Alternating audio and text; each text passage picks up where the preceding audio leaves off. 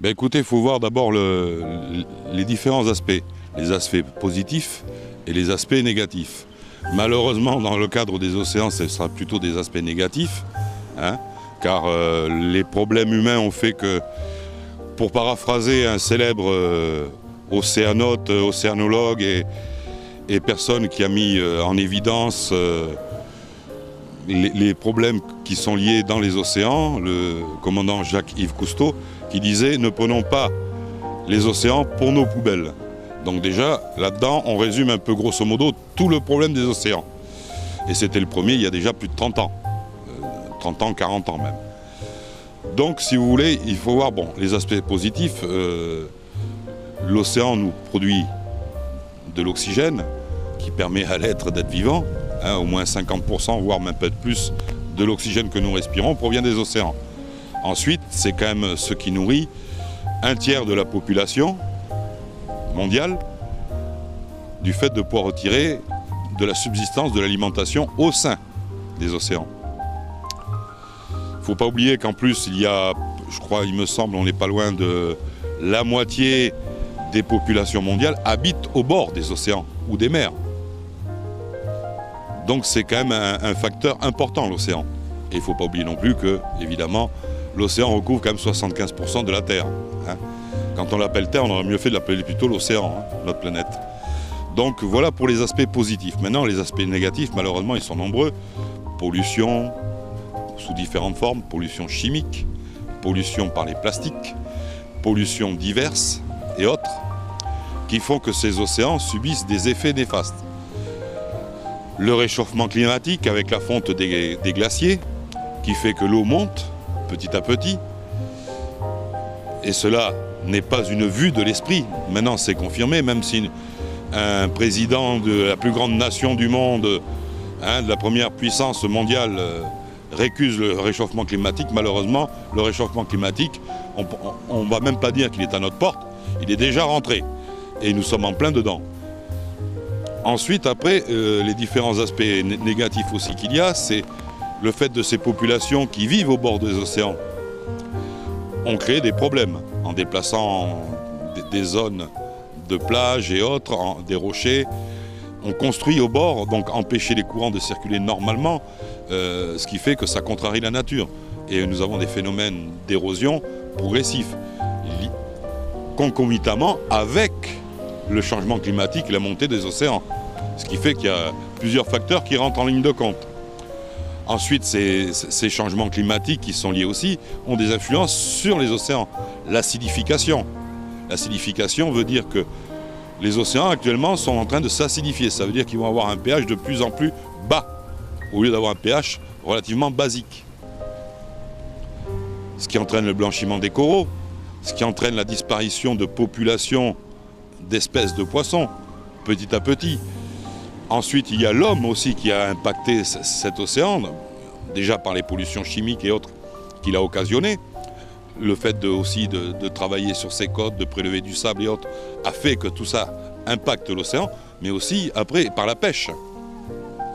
La pêche qui est malheureusement très mal gérée, et qui fait que nous avons actuellement des stocks de poissons qui diminuent en trop grande quantité. Nous sommes pratiquement rendus à un seuil où c'est que peut-être les stocks ne vont même pas se renouveler. Et ça, c'est pas dû aux petits pêcheurs côtiers, c'est dû aux grandes entreprises, aux grands groupes qui pêchent dans les mers, dans les océans, et voire à certains États voyous. Voilà donc pour tous les aspects négatifs qui peuvent être liés à la problématique de l'océan.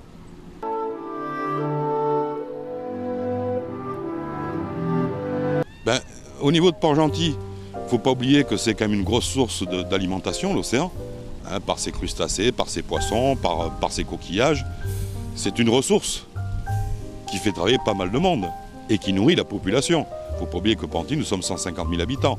Sans compter qu'après, il y a aussi, à travers les pêches un peu plus industrialisées, de l'exportation. Donc ça génère du revenu.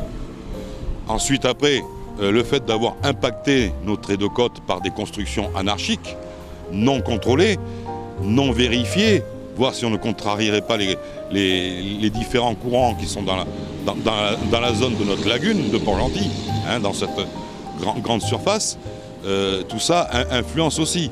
Le changement climatique, on sait que l'eau monte. D'ailleurs, on le voit bien à Port-Gentil, de plus en plus, lors des marées maintenant, avant on pouvait dire des marées exceptionnelles, maintenant lors des marées un peu fortes, l'eau remonte partout dans la ville. Et c'est ce qui est grave. Donc tôt ou tard, ça veut dire que Port-Gentil aura de l'eau en permanence. Et ça, je n'ai pas l'impression que les autorités locales en prennent conscience. Puisque j'ai beau alerter, ça fait plus de 5 ans, voire même plus de 7 ans, que j'alerte sur ce problème-là. C'est pas une fois qu'on sera vraiment dans les inondations en permanence des quartiers les plus bas, voire même des quartiers un peu plus élevés, qu'il faudra prendre des décisions. Il sera déjà trop tard. Donc au niveau de Port-Gentil, l'océan est présent. Ça a toujours été une source de nourriture. De moyens de transport aussi, parce qu'il ne faut pas oublier le transport. Hein, c'est par les océans que l'on transporte le plus de marchandises. C'est pas par camion ni par fret aérien. Hein, donc c'est quand même important. On voit bien que c'est toute une économie qui dépend de l'océan. Donc si cet océan n'est plus viable, qu'allons-nous devenir ?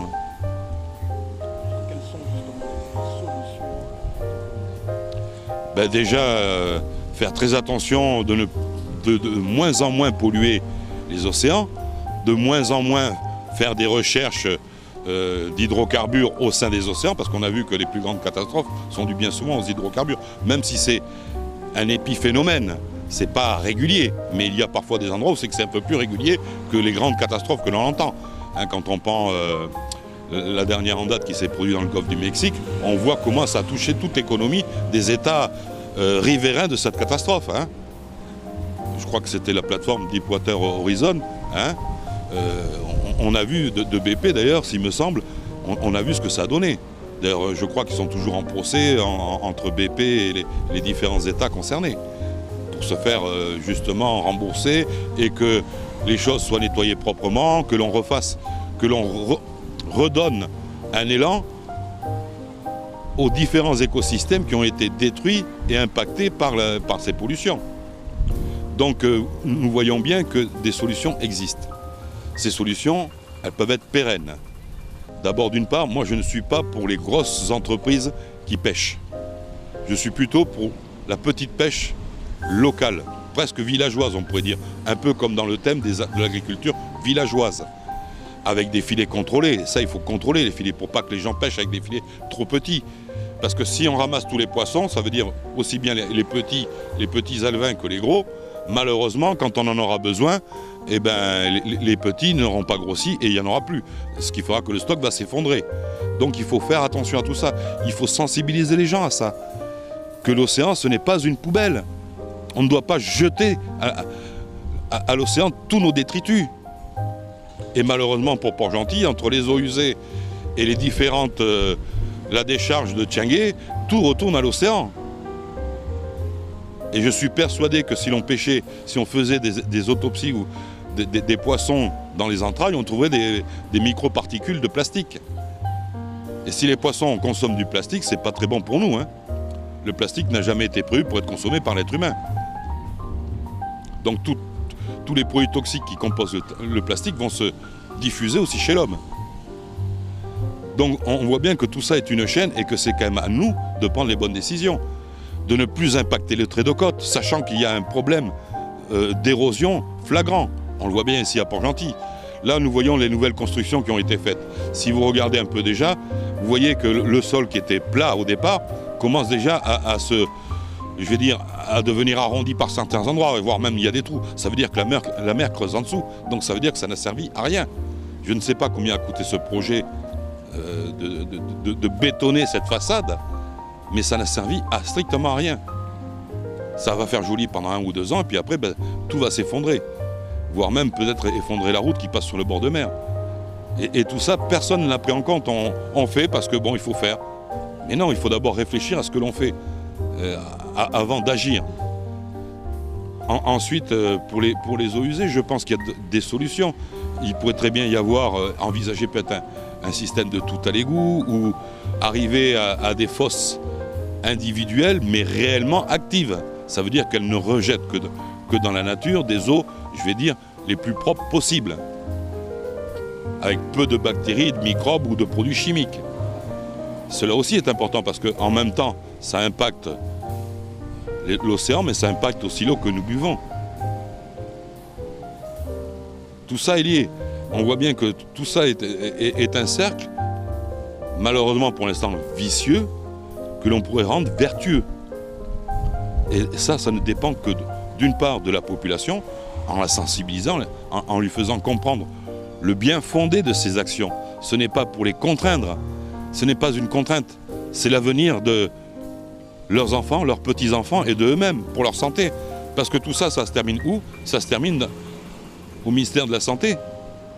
Les maladies qu'on n'avait pas ici à Port-Gentil, que l'on voit apparaître, sont de plus en plus nombreuses et tout ça est certainement lié à la pollution, à ce que nous consommons, à ce que nous mangeons, à ce que nous respirons, à ce que nous buvons. Donc on voit bien que si on ne fait rien, malheureusement, Port-Gentil, sa population, sera très impactée au niveau de sa santé. Et tout ça est lié à lui. Et comme nous sommes ici entourés de l'océan, c'est un grave problème. Ensuite, après, le problème d'érosion. J'ai fait différentes propositions. Soit on défend l'île Manji, ça va coûter des milliards et des milliards, et c'est ad vitam aeternam, malheureusement. Soit on envisage de déplacer Port-Gentil, mais ça se prévoit maintenant. Sachant que la montée des eaux va se faire, minimum, il faudrait qu'on recule Port-Gentil vers 15 km à l'intérieur des terres, pour être sûr que cette ville continue d'exister dans le futur. Sinon, elle disparaîtra. Si vous voyez les différentes cartes qui sont parues ces derniers temps sur National Geographic, vous verrez que Port-Gentil n'existe plus. Il est sous l'eau. Donc il faut y penser. Mais c'est maintenant que ça se décide. Regardez les différents programmes qu'ont fait la Banque mondiale au sujet des îles qui sont le plus impactées par le changement climatique et la montée des océans, les Maldives, les Seychelles et autres. Ça fait déjà plus de 10 ans qu'ils ont des programmes pour justement régler ces problèmes. Nous, on n'a aucun programme là-dessus, pour Port-Gentil. Et pourtant, nous sommes dans le même cas de figure que ces gens-là. Peut-être moins, du fait qu'on est un tout petit peu plus haut, mais maintenant, on va être atteint comme les autres. Et on n'aura pas pris de décision. Alors, un bref message, justement, pour clore notre entretien, en ce qui concerne cette journée, d'une importance capitale, bien sûr. Ben, écoutez, le message, c'est que les gens réfléchissent, que les autorités locales et nationales prennent en compte ces problèmes-là, car n'oublions pas, que ce soit pour Port-Gentil ou Libreville, c'est deux villes côtières, et c'est les deux villes qui rassemblent le plus de population. Donc il va bien falloir gérer ces problèmes de pollution, de l'eau, ces problèmes de montée d'eau et de changement climatique. Qu'allons-nous faire? Et c'est maintenant que les décisions doivent se prendre. On a déjà du retard, mais c'est maintenant qu'elles doivent se prendre. Sinon, c'est deux villes qui disparaîtront dans le futur. Si c'est ce que l'on veut, ok, d'accord. Mais moi, personnellement, je tiens à mon Port-Gentil et je ne veux pas la voir disparaître.